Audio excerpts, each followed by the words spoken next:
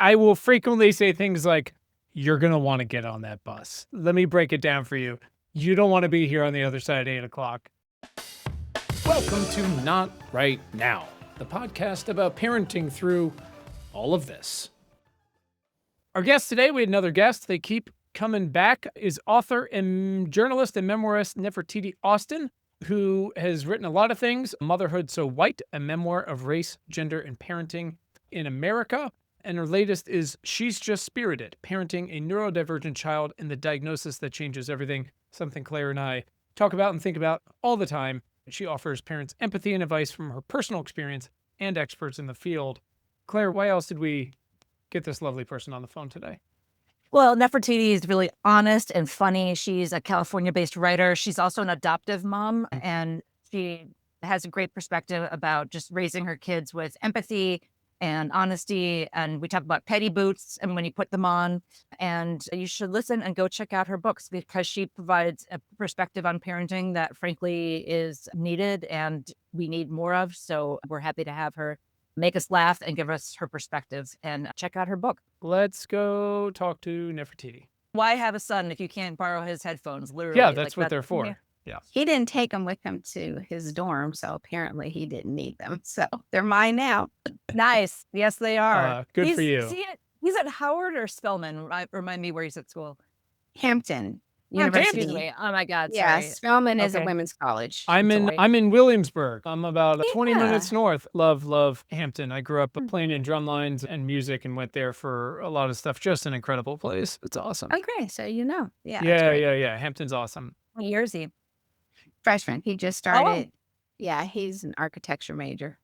Cool. Wow. So, how's it going? What's his roommate situation? What's the word? Everything's good. He's been lucky. He went to the summer program. His roommate is from Cincinnati, so summer was great. And then his current roommate, military kid, but seemed like they lived between the Carolinas and Virginia. And just nice family. He got there and very quickly got a girlfriend. I was like, what's happening? Hey now. Okay. So what a soup for all of that. Oh my But God. it's okay. It's chaos. That's fun. What was it like when he was leaving? Because I always hear that kids are kind of jerks right before they leave for college, but it's part of the process of separating themselves. They call it soiling the nest. Did that happen? No, he was pretty good about it. It was time. I mean, I felt like I gave all that I knew to give. And so it was time to find a new mentor and all of those things. So the only thing is when he came back after that first 5 weeks of freedom, it took him about a week and a half to really kind of adjust because he had been doing his own thing and no one was telling him what to do. And his sister was on his nerves. And I had to remind him, she's 12. You left, you've grown up a lot, but she's still 12. So Yeah. I remember that very well because I remember coming home and I'd get a phone call back in the, olden days when there was a house phone and my dad would always say, who was that? And I would be like, none of your business, and going out, like leaving the house at 9, which I would never do now, but things like that. It is a hard adjustment. And my ADHD son is the younger kid. And I'm like, I think it's gonna be hard for him when his older brother moves on to high school next year or college because he always wants to know what he's doing. Even when he's mad at him, he's obsessed with him, so that vacuum. How's your daughter doing being the only kid at home now? How's that been going for her? Well, she really misses her brother. And from time to time, she'll go in his room and stretch out on his bed and watch his television, or she'll put his clothes on, which are way too big for her, and just to feel close to him. And every now and then she'll just burst into tears. I'm like, what's happening? Oh. And she'll be like, nervous. And so I'm like, well, call him, So he's been really great. He's very responsive to her unless he's in class. And he will call her back and he indulges her. And I do hear them on the phone and I'll hear him say, if you're not going to say anything, I'm hanging up, because she'll just sit and she'll just stare at him. Oh, that's sweet. I love that. That's adorable. That must fill your heart. That is great. So congratulations on the book. How is the promo tour going? How has life been, especially this book compared to the first book? It's a very different experience, and I've heard tell, so now I'm experiencing it. So the previous publishing house, so Source Books, really did a lot of pre-marketing, marketing. I got to go all over the country a couple times. And Bloomsbury, I guess because it's a multinational publishing house or what have you, Not so much. Yeah. Got it. I've been there. I feel like book writing is kind of like child rearing, where I think maybe I've said that to you, where you're like, it's up to you to make of it Good. what you will, Good. you're like, I put myself out there. I hope it means something to somebody. So Quinn and I both have, we both have kids with ADHD, but both of our Okay. ADHD kids are boys, which Okay. is, one difference. But Quinn, I don't know if you bought many books about ADHD, like while you were, earlier on in your journey, like how many references you checked out. Yeah, we tried to. It was relatively new to us, which is both ironic and I guess not a surprise considering my wife is the most undiagnosed one of all, who has now gone through it and is, yes, got it. Check, check, Yes, check. got it. So we really tried to, as usual, really try to take the most holistic science-based approach to building our knowledge and understanding of it as we possibly could, from the Sure. history of how we got here with diagnoses and why now. And Mm. like anything in the health industry now, so much of, not everything by any stretch, but there's a lot of, for instance, increased number of cases of a particular cancer, for instance. But that's a lot of times because we moved screening up 10 years and we've gotten better at that particular screening. So there's a lot of variations on that. So we tried to really understand it before we even got anywhere close to, okay, what kind of flavor might his be, who might be the best person, what might be the best package of talk therapy and medicine, and then what kind of medicine. So I can look up whichever ones we got. Again, it was about 5 years ago, 6 years ago, something like that. But then we also got a couple of books for him and stuff, that were kind of like kids' books Yes. of, hey, here's, from that perspective. But he was Right. always a good sport about. Nefertiti, tell me about what your journey was, just in terms of the book, before we even talk more about your kid. What did you not see in the landscape in terms of references that you're like, I'm going to take it upon myself to put out a new reference in the world and do the work in addition to raising these kids and, maintaining my career? Where was the gap that you saw that you could provide this? I think I saw two gaps. One was girls. I found like a lot of stuff about women. So, Quinn, you mentioned your wife, and so women getting diagnosed later, but I wasn't really seeing stuff about girls because the stereotype of ADHD is really based upon boy behavior. And so, I'm like, well, somehow these women have gotten to a point where they recognize they have ADHD or something's going on. So there was a gap. And then the other gap that I saw was with what happens when you have step down in care. It's great when you can afford to pay for all of the things. But if your insurance changes, you move or anything like that's a very different experience. And so I wanted to really kind of talk about those things. And then the stuff I always talk about, race obviously is important to me because girls, Black girls, are treated differently when they, stop sort of behaving or they behave in unexpected ways. And it seems to me it's never, maybe something's going on. It becomes more of this child, and then you fill in all the blanks of the stereotypes. Yeah. Not to generalize, but my son is ADHD combined type, and he is very stereotypical, or he was, in terms of throwing himself around and like making mouth noises and, having a temper, being very competitive. But I did watch this documentary called The Disruptors, and there was a woman who, I think she was Indian, maybe, but she is a doctor and her husband is a lawyer or something. And she talked about how her daughter sort of didn't adhere to these certain, goal setting and obedience. And they just talked a little bit about how girls it manifest differently with them than boys. So can you talk a little bit about the differences? Yes, I saw the disruptors as well. So the stereotype for girls who have ADHD is that most likely it will be inattentive. And so she will be quiet and not bothering anyone. I mean, you almost forget she's in the room, and usually she's very sweet. And even if her grades aren't that great, the red flags don't necessarily go up until a little bit later. It's, oh, maybe she just needs a little bit of time. Lots of excuses are made, maybe around academics or she's shy, so maybe socially, as opposed to kind of diving into, well, perhaps she's inattentive because she isn't focusing. She isn't able to focus. My daughter, like your son, has combined types. So she was sitting under the table, turning cartwheels, the whole nine. So she got a lot of attention. And so there was definitely no denying that something was going on. And I often feel very strongly that had she fallen into the stereotype of girls being very sweet and very quiet and just not really bothering anyone, that it would have been missed for a long time. I just would have figured, oh, instead of, wow, she is super spirited, I would have thought, oh, she's a little spacey. That's my little space cadet. And not realize the damage that would have caused, later on. Yeah. I think the word spirited is we had a book, and maybe you've seen it, called The Spirited Child.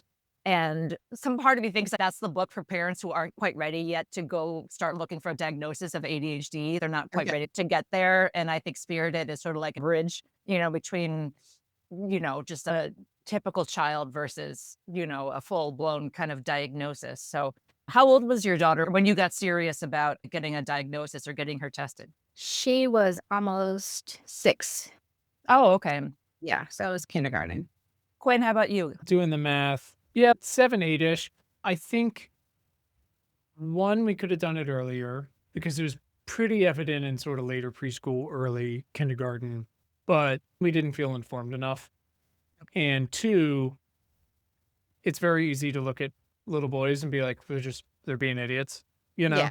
which was entirely possible. They are still that way in addition Yes. to that. I had, Yes. again, like I have boy, girl, boy, and it's, Mhm. they're wonderful, smart, sweet humans and also Neanderthals. But then COVID hit. And so we were both watching it happen live for sure. I mean, Zoom school was nightmare It was for all of awful. them, but for this Yes. child was incredible. I mean, this guy was under the desk in tens, and Yes. these poor teachers. Yes. When it really clicked for us, and I think Claire and I have talked about this a little bit before, but where it really clicked for us was over the course of the Zoom school time, he became more self-aware that he was unable to pay attention and have the executive functioning that other kids did, which was Yes. surprising that he picked up on it. Helpful, I think. And again, we try not to just ride him, but we would have someone like sit quietly in the room to try to nudge him back, this and this, but it was over and over. But again, these poor teachers with 30 third graders on Zoom, no one knows what's happening. Mhm. Like, it was difficult for them as well. And he could feel being singled out. Our real trigger was not just that, because we also, two other kids, Right. younger kids in Zoom Sure. school, was when he started to get very down on himself about it. And that's Yes. where we went, okay, we've been trying to educate ourselves, but clearly like our rituals and the things we're trying to do Mm. are not enough now. And probably from our understanding of how this goes, definitely not going to be enough when we get to 10, 12, 13, 14. So Yeah. we need help to help, Jerry Maguire, help me help you. So that's kind of how it came to be for us, which again was a little weird during COVID, but we're, thankful for the resources that folks have put out there like yours, and that we were able to get the help. And like you said, be able to afford, not that I Mhm. haven't driven a couple hours to try to find Adderall in over the past couple of years, Oh, yeah. but at least we have been able to afford it as needed. So that was our journey summed up. Tell me a little bit, Nefertiti, about what you knew or didn't know about ADHD before you adopted your daughter, or even just like before you became a parent, and what your knowledge was, what your assumptions were. And I don't know if you knew people who had a kid with it or they had it themselves. Just curious, like what your exposure was before that. I didn't have language to describe it. I mean, not till later, I obviously had heard of ADHD. And I think I thought it was, someone who just couldn't sit still, someone who was kind of all over the place. And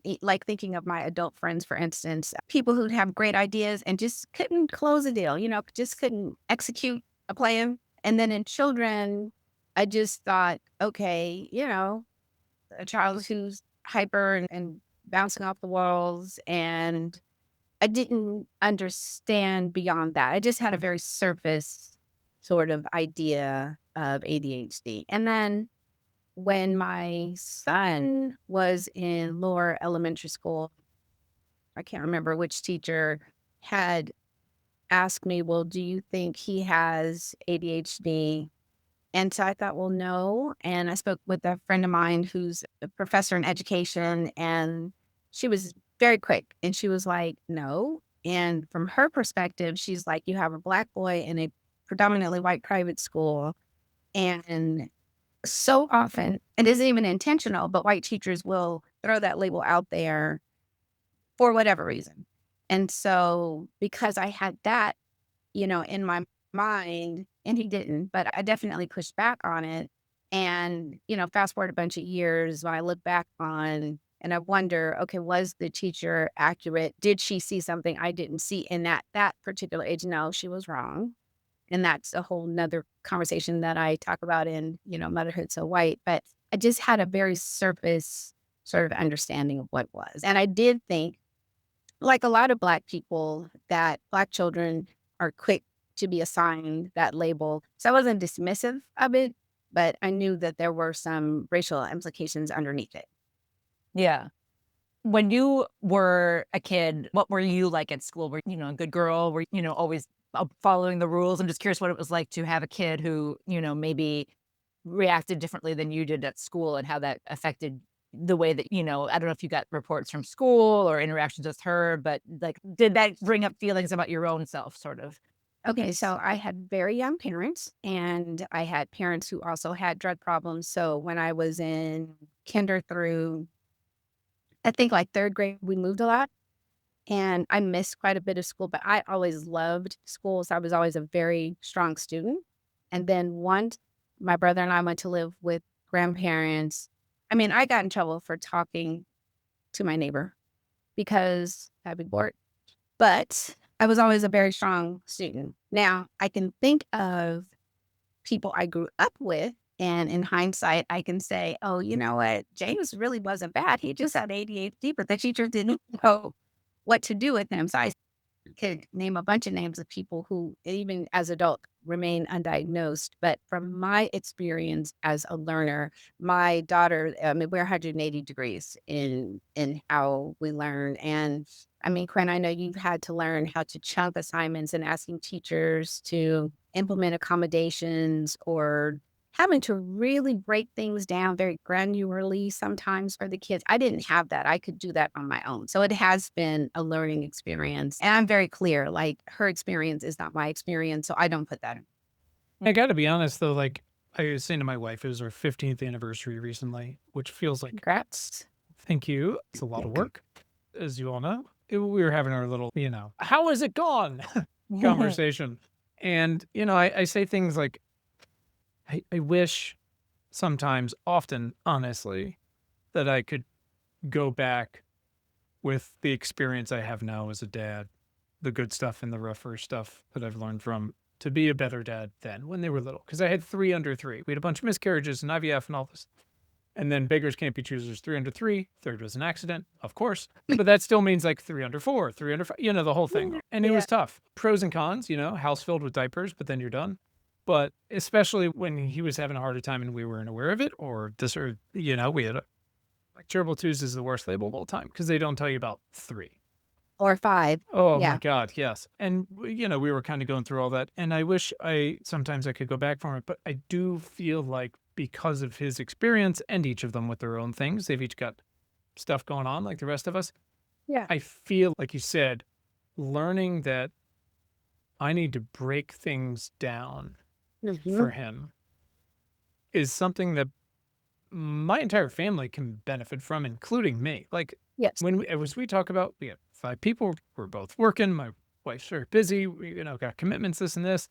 We've got crazy calendar stuff, like I'm sure you guys do. Claire and I talk about it all the time. Like, sometimes it helps to go do this one thing. And then I will give you the next direction. Because I used to be like, buddy, why haven't you followed this trail of things I gave you to do?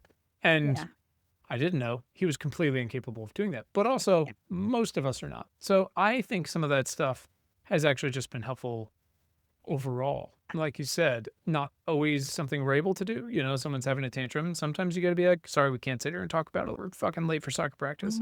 Yeah, we got to go right now. We'll deal with it in the car, and that's not perfect, but that's also kind of life. So anyways, that's kind of my feeling with a little bit of, hindsight. So I think a lot of this stuff is applicable to most of us most of the time. Yes. And, I think having a kid with ADHD is sort of like having a newborn, and that there are these scaffoldings and organizations and best practices in place, but the kid doesn't know that, Right. and so you're like, but I put the calendar on the fridge Yes. and all the experts say that was going to make everything better. And you didn't Yeah. get the memo somehow. Yeah. Or like, we've talked about how if you don't eat, like you are in a bad mood and you take everyone down. So why don't you eat? You're not always perfect at, having the wherewithal to rise above or, to give them the benefit of the doubt. We all have our own weak moments, but, those moments of thinking that you can have control over it or not. Tell me a little bit about the supports that you found either like in your community or if you found any like therapists or doctors or specialists at school that were helpful for your daughter, but also to you to make you feel, I don't know how your stress manifested itself, but what did you need that helped you out? Well, we were fortunate in the therapists we've had. We've had some really great therapists who would say to me, okay, I'm going to meet with you by yourself, which was great. So then it gave me an opportunity to really vent. And I mean, I've been with my friends, but it was great. And still, she has a therapist that I can go to and I can be very transparent about the fact that, okay, so this is a couple of months ago, warnings. Oh my God, I just want to throw her out with the trash because didn't want to get up, attitude. And she's 12. So, it's already I get a lot of mouth, as it is. And I'm over it because she has to take the bus. It's a very long bus ride and we don't have a lot of time in the morning and she's lollygagging and like you said, the calendar. So for her, there's a whiteboard in her room. Everything is very neatly written, every single task. And I know better than to put 10 tasks on there. So there's 4 tasks. I'm all super careful about not giving too many directions because I give too many directions. I'm well aware that I'm working on myself. And she didn't care, she talking shit and not getting dressed, walk around the circle, petting the dogs, not eating breakfast, not taking her medicine. And the whole time I'm looking at the clock and I'm like, if you miss this bus, you will stay home with me and you're not going to be happy about that because I'm sick of you and I'm done. It's and I'm not going to be triggered. great. It will not be No great. screen time. We're not doing screens. I will frequently say things like, you're going to want to get on that bus. Let me break it down for you. You don't want to be here on the other side at 8 o'clock. Here with me all day long because I will cancel everything I need to do and I will sit here with you in this room all day and we'll just sit and stare at each other. Or I'll go through this nightmare of a room. She collects all manner of stuff. She's a bag lady from way back. I'll throw all this shit in the trash. It will give me pleasure to do it and you will watch me do it. So I get very petty. So I do have to tell myself and say to the therapist, I had my petty boots on and I liked it. Yeah. Especially as they get older, a lot of Yes. things can be true, which is like you were following every best practices you can think of. You're Yes. not changing it. You're giving them one direction. You're helping them. You're giving them grace that they are always going to have a harder time with this, even when you Yes. set all that things up, and they need to get on the fucking bus They and gotta get get their on the stuff bus. done. Gotta And get on the sometimes bus. I'm just like, I don't know what to tell you, but like Yep. you're sitting on the ground drawing, and like it's coming. Like you have to leave. Also, why is the dog attention so I've texted Quinn about this. My son James will focus on the dog like right before Yes. bedtime. I have to hug him at the kitchen. He loves me, sticking his fingers in his face. I've said, I don't know if you've said this, if he bites you, I'm not going to feel sorry for you. Yes. It's your fault. Alone. And it's not a nice Yes. thing to see your kid do, but also again, like end of day, what time of day is a good time of day? But really, last night I was singing him a lullaby, which I don't do anymore because I'm just the worst. And he interrupted me to tell me to remind him something. And I walked away. He said, "You can keep singing." And I said, "No, I'm done." And then he like sang the song to himself. And I was like, I had my petty boots on. I could have gone back and been like this child, like he was just trying to remember things, but I was like, nope, I'm done. I'm not singing you Twinkle Twinkle. Like you blew it. So that was it. Yep. But And I try to recognize that's a lot of times about me, where I'm like, I don't have it tonight. I don't have first gear, much less like second gear, and it doesn't behoove our relationship for me to take that out on them because they are just being a kid, much less like sort of ADHD at bedtime, which is a whole other thing. Yeah. But sometimes I'm just like, best wishes, enjoy your book. Yeah. I can't. This only gets worse from here. You have to tap out and she'll do that. And it's time to go to bed. And she'll show up with a deck of Uno cards and then a regular deck of cards. And I'm looking at the clock again and I'm like, are you serious? And home together all this time. You didn't look in my direction. You didn't want to talk to me. And now it's time to go to bed and you want to play a card. Oh, it'll just be quick. No, I have tapped out. I'm done. Right. So Yeah. good night. Also, let's check tape. When has it ever been quick? Like, Yeah. never. No. There's no easy way to play Uno, especially with two people. You could, it's like Monopoly. Wow, you really, you're right. It's amazing. Yeah, Yes. serious. No, it's true, especially because you're never going to shuffle all those cards right, and then you're going to end up with a handful of red. Talk a little bit about some places where you've had to sort of choose your battles. I think we're kind of on this topic, but if you go on social media enough, like it's not hard to find people saying the reason why kids are today is because people don't discipline their kids or people don't spank anymore, and there's a fine line. You can't hold these kids to every single standard that maybe we were held to, or you might hold another kid to, but there's a fine line between letting them walk all over you. Again, it depends on how you're feeling, the time of day, what, are we on a schedule? But what's something where you've had to let something go that you maybe wouldn't have with your son, for instance? My son graduated in the spring. So just before graduation, they had a number of events and he had gone on a retreat. He went to an all boys school. So when the boys returned, we're sitting in chapel. And so the boys are filing in and, we're in a chapel. It's a Catholic school. So it's just, kind of a momentous occasion.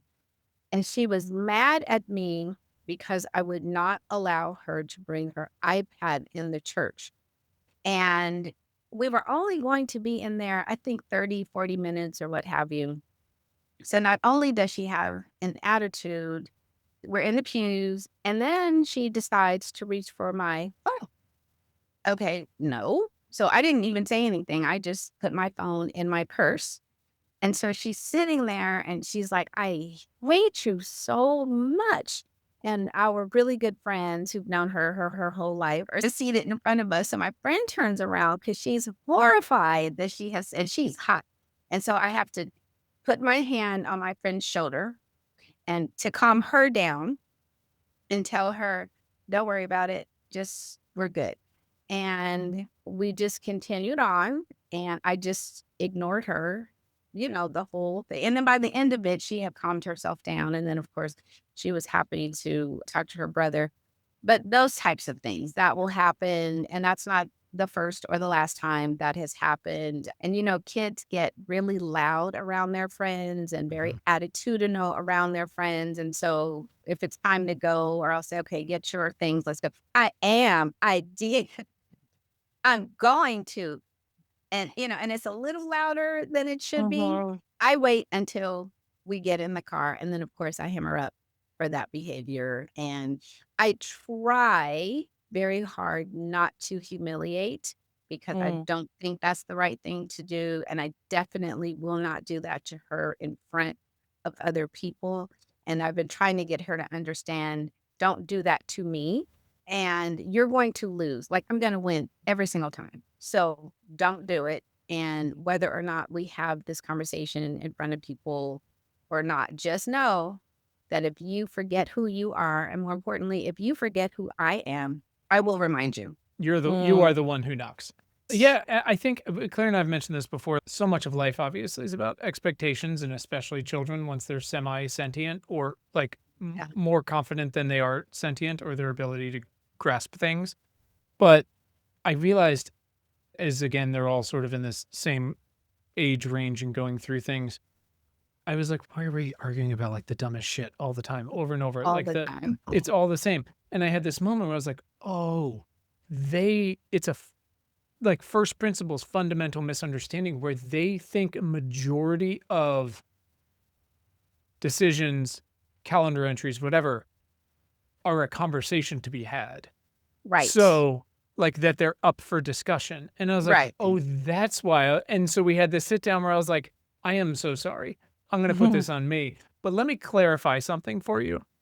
Everything you see here, and I'll show them my crazy ass calendar with work and mom travel and my stuff and all this. I was like, everything here, I know you think it's like, it's there. And if you fake a cough like Ferris Bueller, you don't have to go. I was like, there's so many moving pieces behind, not just that it's there, but that I actually put it there and the decisions, everything. And by the way, like I took your opinion and your beliefs and values into whether we are going to this thing or prioritizing you in this moment or this day or whatever, I was like, those aren't going to change. Right. Like that's just so you know. I will let you know from now on when something is a question or conversation, but otherwise you might as well let go. And Yeah. they were Yeah. super annoyed, but also I was like, I don't know what else to tell you. Like we can't keep Oh, wow. doing this about every single thing. You're Yeah. much more measured than I am. I prefer like the blow up, you know, the explosion. Sure. But you're so good at I- those though. Yeah, I told my son he was being an asshole the other night, and I don't cuss at them like that. But there was a misunderstanding, and my son thought my husband was teasing him, and he wasn't. And my son said, "Shut up." And I was just raised in a family where kids don't say "shut up." No, And they do not. yeah, That was our And- biggest trigger word, to be honest. yeah, like more than sucks, more than Yeah. pissed off, which Yeah. are also like Yeah. bad words. And he doubled down. He wasn't sorry about it. And I said, "You are being an asshole." And then he like, I don't know what he said, but I did one of these. Yep. Mhm. And my husband, he rose above and they took him upstairs and they talked. And I actually I literally sunk down because I took my food down to the basement and I put myself in timeout to eat my food because I had, of course, like, and cooking all day. That's that's the straw that breaks the camel's back is like when they're eating the food that you cooked, that you put all the time into. And anyway, and then we apologized the next day. But yeah, I didn't have it in me, Quinn, to be like, we don't talk that way. And, I just. By the sometimes way, they like just- I'm glossing over, I did I summarized like all of the fights that led up to this where I did not handle it well, both like in the moment and in aggregate. That's the only Well, thing we're that got us to human. that place. Yeah, we're Yeah. human. And I did tell my daughter, I said, I know your triggers at basic hunger, exhaustion, overstimulation. Those are your triggers. And for me, disrespect is a trigger. And there's a lot that I ignore. I don't hear it. I let it run off me. And then I will start to signal, hey, that's one. Okay, now you're at two. If I get to three and I let go, then that's on you. And then she'll, say that you're yelling at me and you're a bitch because I don't know of another way to get your attention. And I gave you a heads up. I asked you to stop. I told you to stop. I implored you to stop and you did not stop. So here we are. And I'm yelling at you because I'm preparing you for the world that won't be as kind as I am. What was it like to work on this book while raising your daughter? Were you talking with her as you wrote it? And would you learn things that you would sort of implement in real time? I just think that's really interesting, the meta aspect of it. Okay, I don't know. That was a good idea. And there were many times when I thought this is probably not the best time to write this book because I am in the thick of it. There's that piece. And I did talk to her because I wanted her to know that, yes, I am writing about you, not every single thing, not every single day, snapshots of our life and snapshots of things that have worked and things that haven't worked.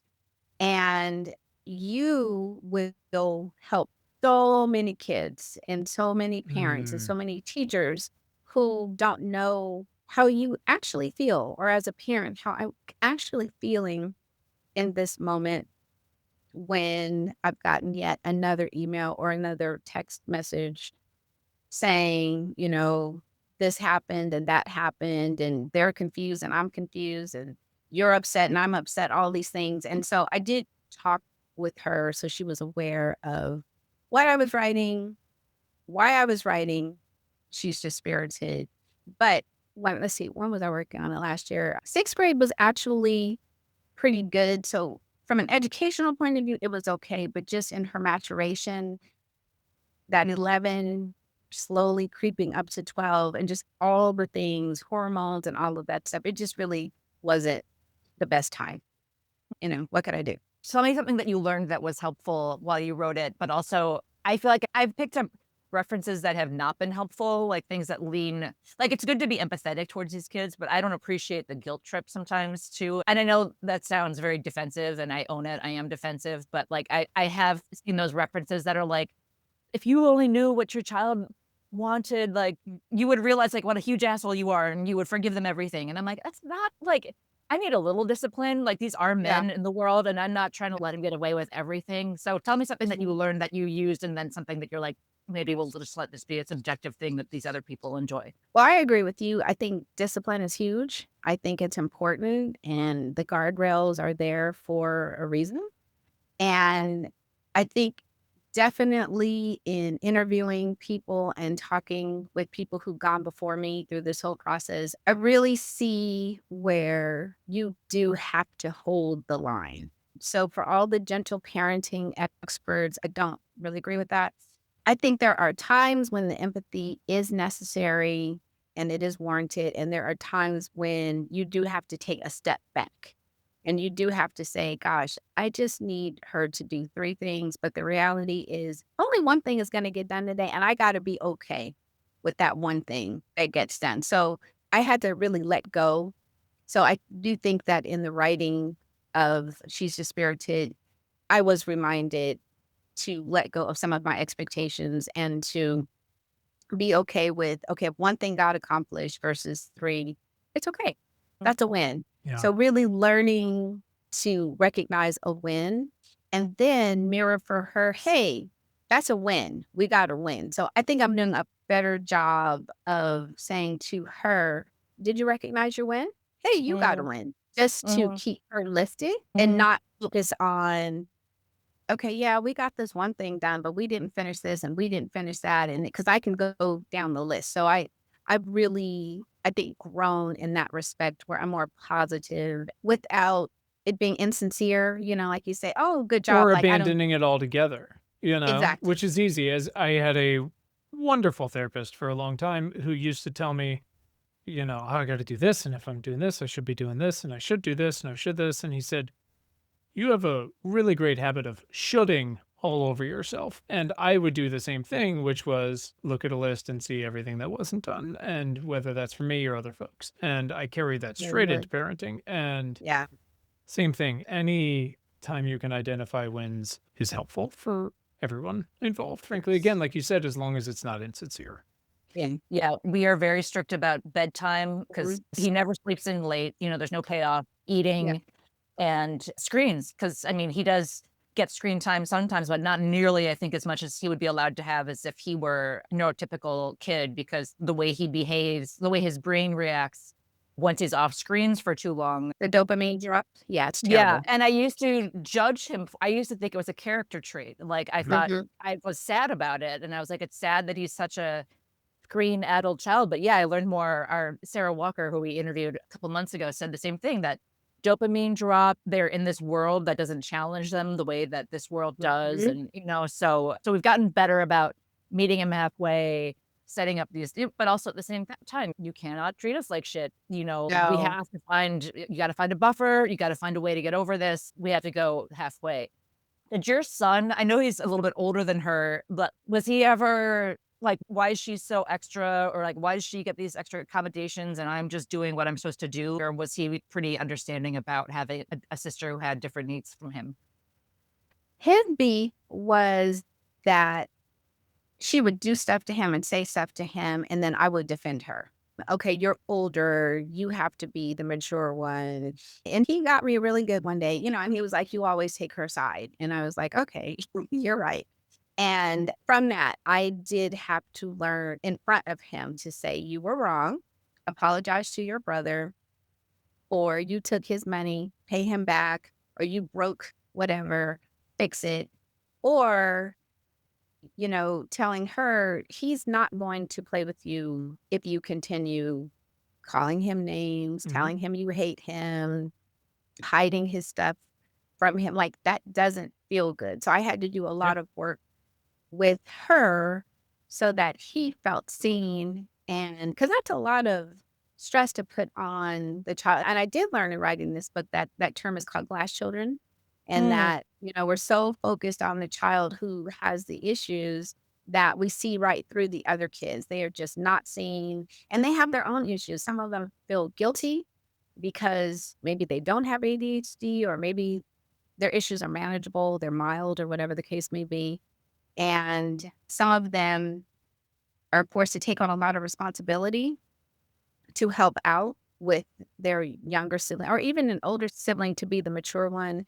And it robs them of a chance to make those same mistakes. It robs them of an opportunity to just be 12 or just be 14 or just be 8 while their sibling is, outside throwing stuff on the roof and they shouldn't be. And so he really helped me with that. And I didn't want them to grow up and not have a relationship. I really wanted them to be close because I was late to parenting.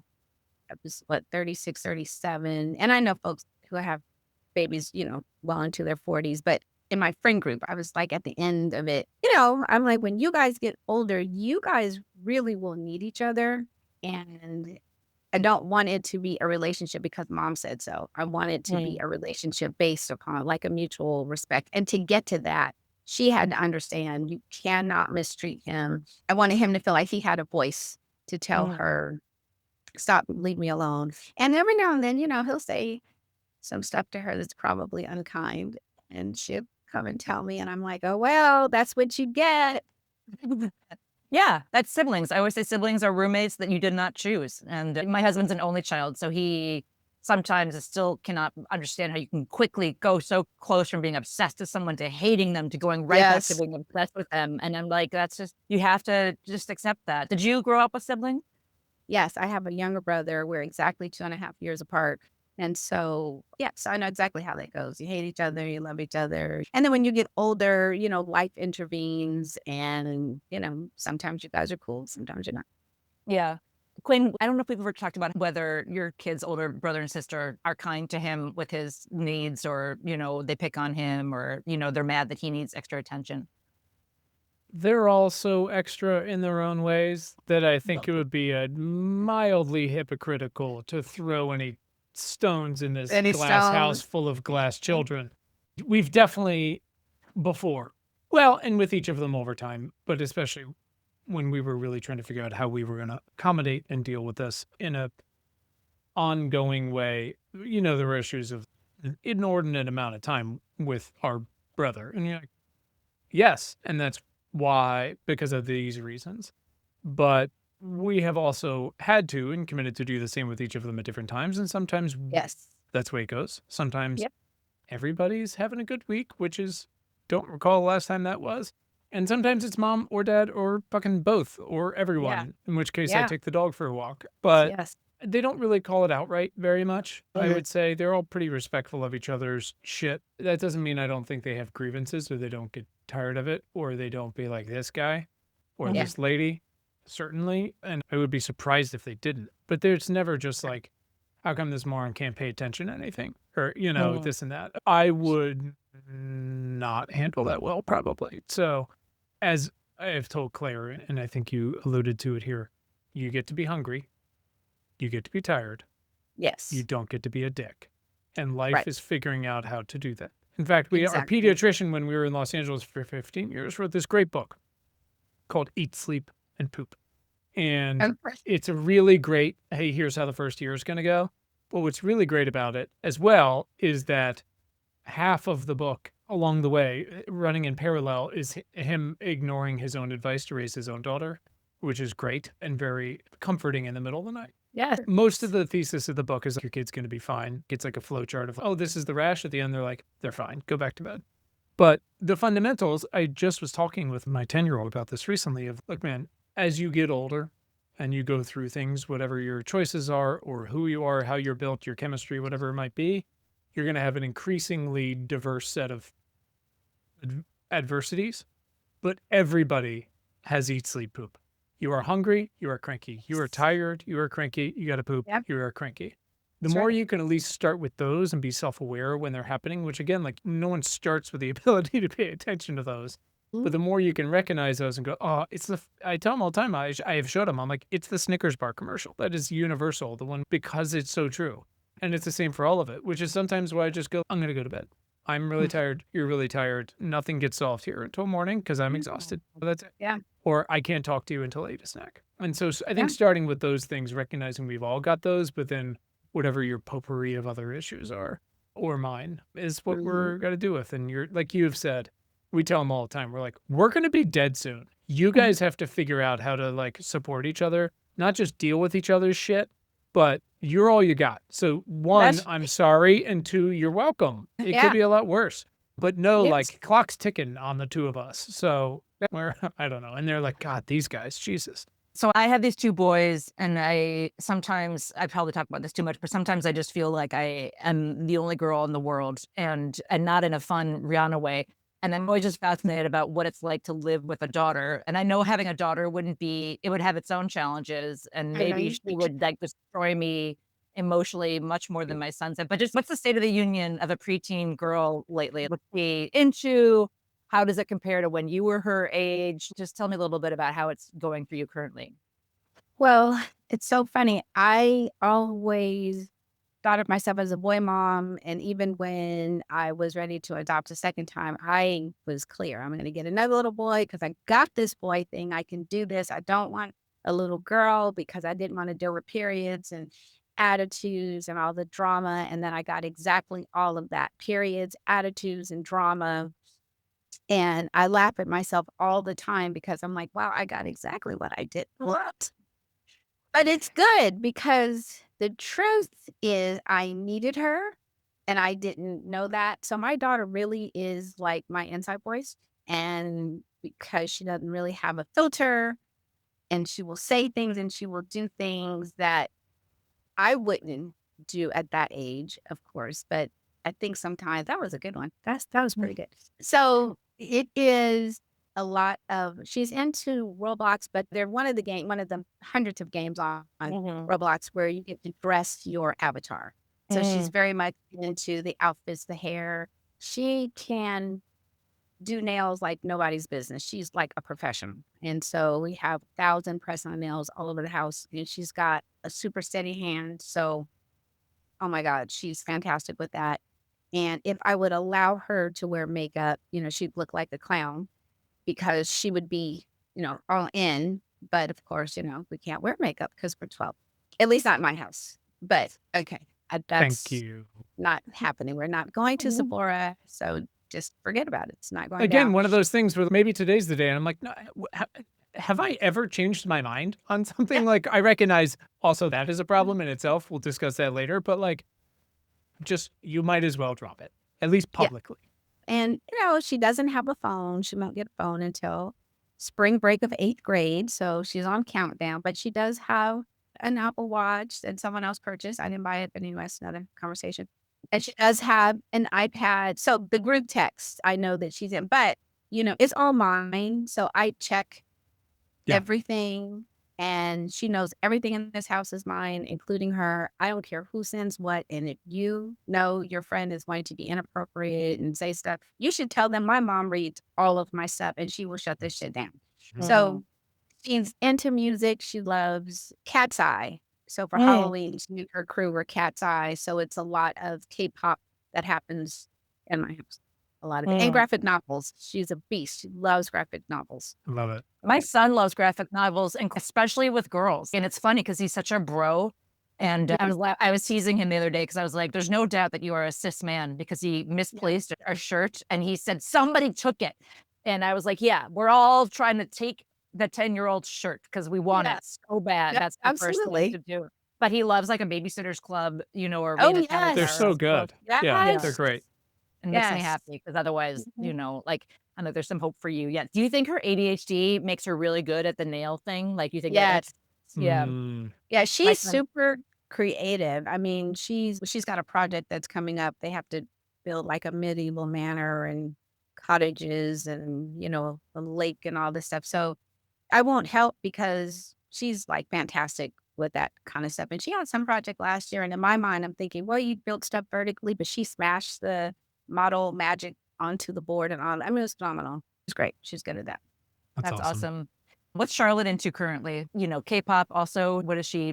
I know you just got home. Quinn was just in London for the premiere of Wicked. So yeah, we're all into that. It's everywhere in a great way. Very supportive of mom, and it's just great. She bounces around for sure. What is the Disney show? I called it Plants vs. Zombies the other day, and she was like, I'm never going to talk to you again. It's like vampire, zombie, I don't fucking know, like number 4. Okay. I don't know. There's some music in there. It's all great. It's a bunch of 16-year-olds like having fun. She's into that. Yeah, I don't know. It depends on the day, really. It depends on the day. Have your girls had to deal with like girl drama shit yet? Oh like, my God. Yes.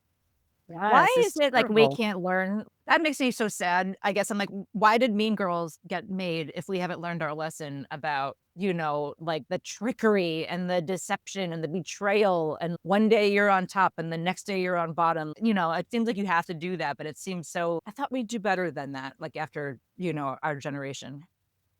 I didn't deal with that as a kid, so it was shocking for me, and it started for her in 4th grade, Mm. and it finally leveled off last year, and then this year, we haven't really had any problems. Seems like they grow out of it. Not everyone, though, because of course, you see Real Housewives and pick a mean girl from one of those shows, but the mean girl stuff was horrible. These girls are awful and mean and Mm. nasty to each other, so we definitely and then she wanted to roll with the big dogs. I'm like, girl, you cannot roll with those girls. They'll eat you up and spit you out every single time. And Story she is would say old stuff as and do time. stuff, trying to, hang.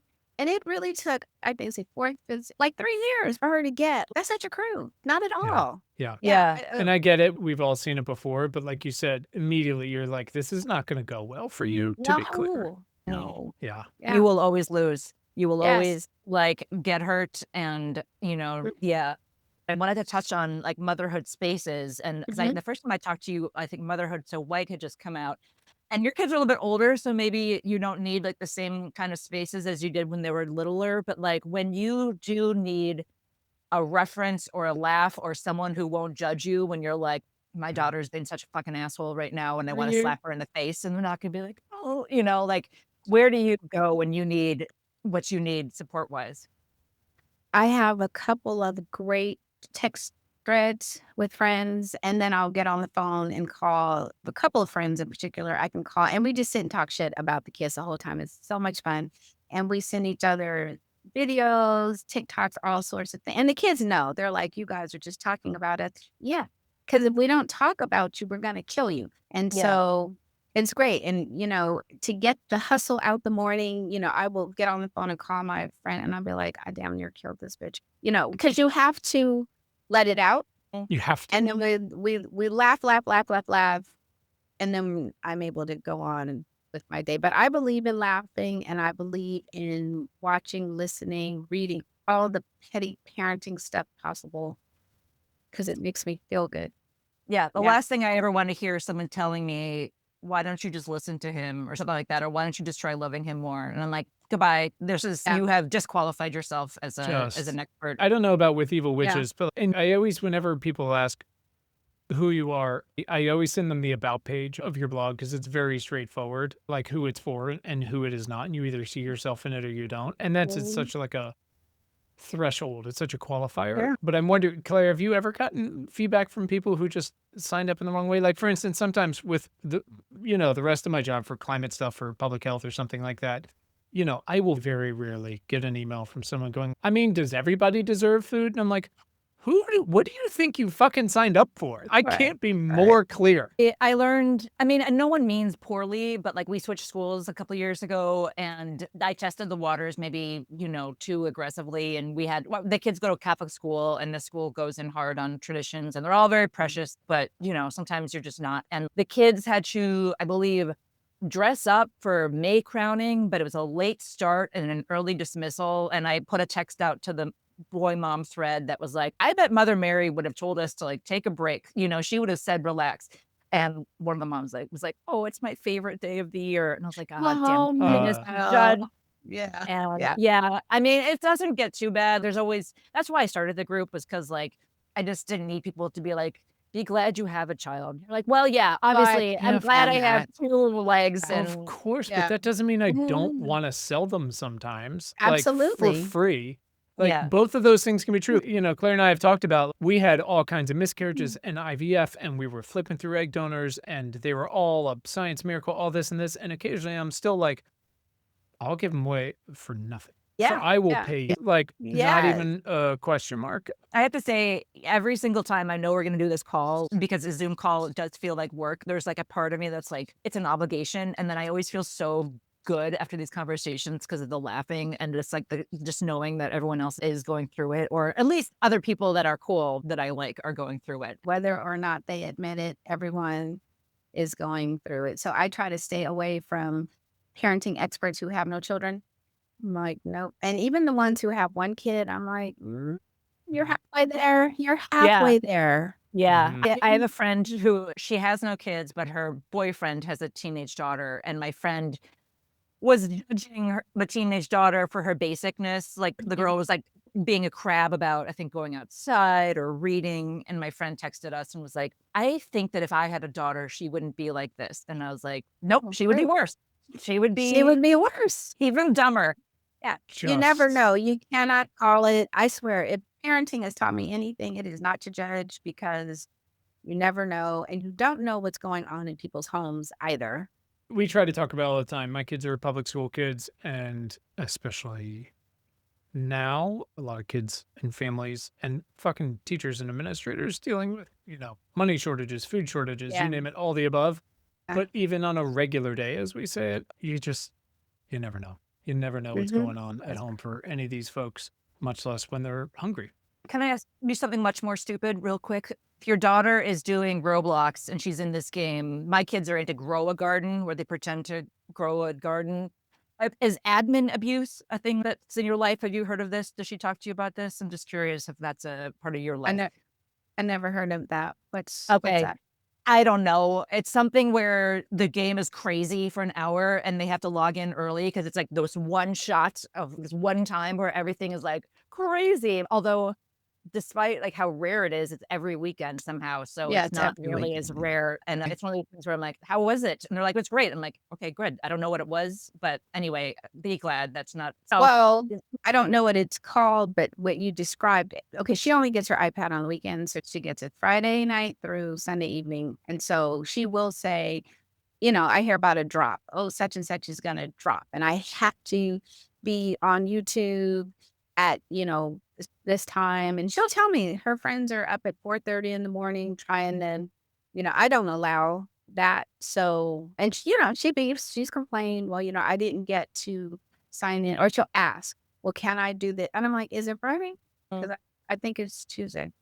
So I guess, you'll Yeah. just have to hear And again, about it. I have been wrong on that before. What I'm not going to be wrong about is the result of the answer to that question. Because if Right. it is not technically Friday, which again, correct me if I'm wrong, Yeah. it hasn't changed. It hasn't Again, you can be bummed. I expect you to be bummed about that, if not Yeah. mad. That makes me feel better because my son was asking for the computer, my older one, at 6:45 the other day, or 6:30, because he said there's this thing happening and I lost it. And I was like, they're expecting you to be online and kids on the West Coast to be up at 4:45. And Mhm. I guess it's true. And he actually said, you were right. Like later on, he's like, that was too much. So, and when your son tells you as a mother that you were right, you're like, I'm going to Mhm. hold this in my heart forever. This is, more precious than anything else. Anything else you want to share or get out there? Well, let's see. I will share that She's Dispirited is not just for parents. I really think it's a great resource for educators because they spend more time with our kids than we do. And I do think that a lot of times educators think that we are asking for too much. We're asking for a lot of special stuff. And I think they might even kind of tune us out a little bit when we're trying to say, no, this is who she is, this is who he is. And yeah, is it one more thing for you to do? Probably. But this is what the need is. Because, sometimes parents feel very blindsided by teachers. You think everything's great, and then suddenly they tell you something 180 degrees from what they said. So before, like, one of her teachers had said, oh, it's fine if she sits under the table. It's fine if she wanders around the room. Because I'm like, she's listening. I know she's not on her square, but she heard because I asked, well, what did the teacher say? And she's told me everything you've said. And then the next day I get an email saying, oh, she won't sit down. That kind of stuff. And just the mixed signals that educators send parents. And then we spiral and we go off on our kids. We could communicate so much better. So I do think that there's a lot in my book that could really perhaps streamline communication between parents and educators. Are you available if like an educator wanted to Zoom with you, for instance? Are you doing like speaking engagements like that? And where can people find you online? I am at Instagram. I am Nefertiti Austin, and my Instagram and Facebook are linked. So I do check both of those. And That's probably the best place. I kind of quit X when I became X. Averse. Kind of sort of. Everything is a lot. I respond. If you hit me up on IG or Facebook, I will respond. Well, I think this Awesome. book is really important, and I'm glad there's more resources out there. I think it's really brave of you to put it out there and in real time. I know you're a great mom, and thank you for being real with us about your journey. And we're glad to share this conversation. I'm so thankful for your perspective, which is obviously much different than ours in 1,000 ways, but everybody's is. But at the same time, as Claire and I always try to come back to, is one, this is not an advice show, unless someone like you is on. But two, everyone is going through it. And like you said, it's a lot. It's a commiseration show. And so I always appreciate the candor around your experience and candor around everyone else's, including the children, whatever they're dealing with, which is often a lot. Again, like I try to tell my middle schooler all the time, I try to start with, buddy, I remember every moment. Every look someone gives you in the hallway feels fucking existential, and that is not fun. And no one escapes unscathed. A lot of people had it a lot harder than you, but that doesn't diminish that it's hard for you either. Let's talk about how we might get through tomorrow a little better, or help that friend or yourself or whatever it might be. But it's a lot. But that doesn't mean parents aren't. Like Claire famously throws her kids' shoes out the fucking door and is like, bye, get the fuck out. Only when it's really necessary, not as I'm here for all of that. And I see you, my sister, on that, because sometimes you just have to get out. Yes, indeed. All right. Well, thank you so much for sharing your time with us. Congratulations on the book. It's good to talk to you. And everyone go buy her book and find Nefertiti online. And be nice to the next mom you see. Head to notrightnow.show for more, or send us feedback, questions, horror stories, doxing, whatever it is, at questions@notrightnow.show.